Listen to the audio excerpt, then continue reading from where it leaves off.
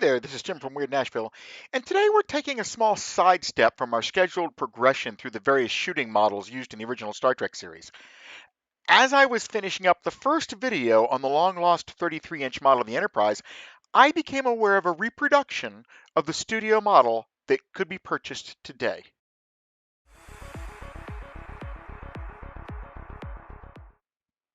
And most impressively, it came already pre-assembled, pre-painted, and weathered. Now, somewhere around mid-April of 2020, word leaked that a new Polar Lights model kit was going to be introduced in 2021, and that this model kit would be a pre-assembled and pre-painted version of the 32-inch Star Trek USS Enterprise from the original television series.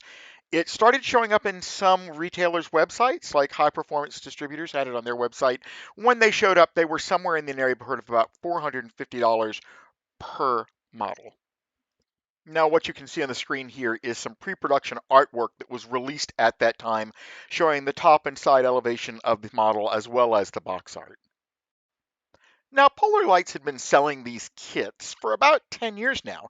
You would give them about $150, and they would give you a box filled with pieces, as you can see here. And then you would work on separating the parts, sanding the parts, painting the parts, gluing them together, applying the decals, and clear coating the ship. And when you were done, you would have a ship that would look as beautiful as this. That is, you might. But for people like myself who have no model making capabilities, the very best I could ever hope to do was the photo of the unfinished model you now see. Trust me, I've tried this since I was a child, all the way back in the 1970s, and the rock bottom truth is I suck at making models, and I sure as heck can't paint them either. So how close do these studio model reproductions come? Pretty close. In the top right-hand corner, you see a top-down shot of the original 3-foot model, and then in the bottom left-hand corner, you see a top-down shot of the model that I received.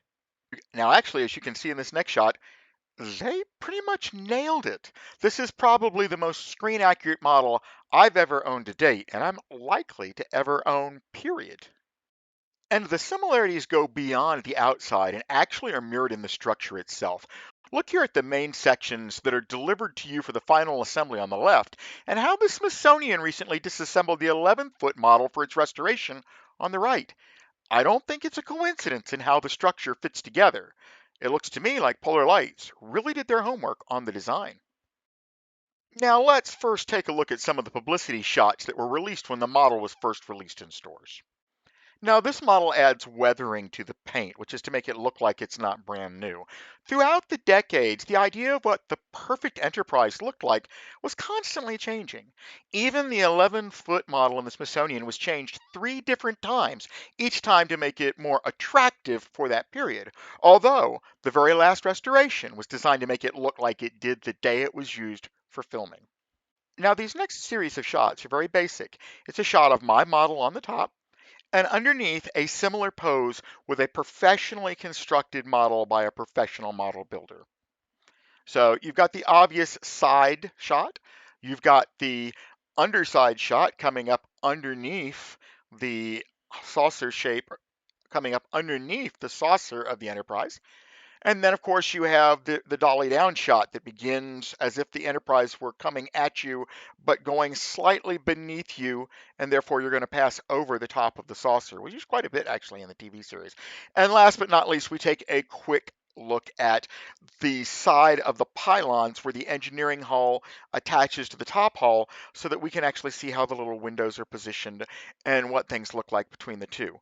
The overall structure and everything looks pretty good. I do have to admit, the one on the bottom looks really, really good. But all of those bells and whistles, it lights up, you may have noticed, and it probably even makes sounds. They cost money. The average price today for a custom build of what you see here, that lighted Enterprise that we've been looking at, is around $1,500. And even if you pay him the $1,500, you're going to wait between 5 and 12 months for the modeler to build it for you and paint it and ship it back to you, depending on 2 factors: what you want done to it and how many other clients he's doing at the same time. Okay, I really feel I have to mention that there's a lot of chatter on the net over the quality control on these models. Apparently, each one's painted by hand, and that's resulted in quite a few people posting photos of models, you see them on the screen here, showing damage to the ships and the paint. Usually it has to do with the paint, so that sometimes the ships are scratched. At least one YouTuber filmed his unboxing, saw the marks, and decided right there in the video he was sending it back. My model did in fact come with two issues. The deflector's dish was broken, but a spot of crazy glue fixes it. And on the underside of my saucer, one of the little fake lights had actually fallen out. So I need to put another one of those in. It's about the size, a fifth the size of a pea, very unnoticeable. You really don't even see it. But again, everything else was good. My paint job was nearly flawless, and I can tell you that from the distance that you're seeing in the video right there, and I don't have it actually rotating, but even if I did, for someone to look at that model, they would not see a single defect unless they picked the model up and specifically started micro-examining it for defects. Okay? Any hand-built object is going to have those kinds of defects.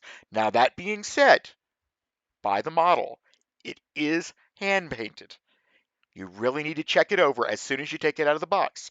If you find something seriously enough to warrant returning it, do so. But don't let the fear of finding something wrong stop you from buying this model. This model is incredible, and it's the first time in the entire 55-year history of Star Trek that a fan who can't make models has had the opportunity to own something as beautiful and as detailed as this for under $1,000. They have produced kits pre-assembled, pre-painted in the past, but they've been anywhere from $5,000 to $25,000 in cost. So as we watch a little video clip portion of my final model sitting there on the desk, how do I summarize my experience with this with just a few words? Okay, beautiful, big, near perfect, and expensive. Introduced at $450. They are under such a short supply today, you can still find them, but they're $700 a piece. By Christmas, as the supplies continue to dwindle, I'm certain they're going to go for $1,000 each. So if you were thinking about buying one, don't think. Go find one and get it. And that, again, brings us to the end of another one of our filming model videos for Star Trek. If you've enjoyed this, please be sure to like the video, subscribe to us, hit the reminder bell so that you can be notified of when the next videos are released.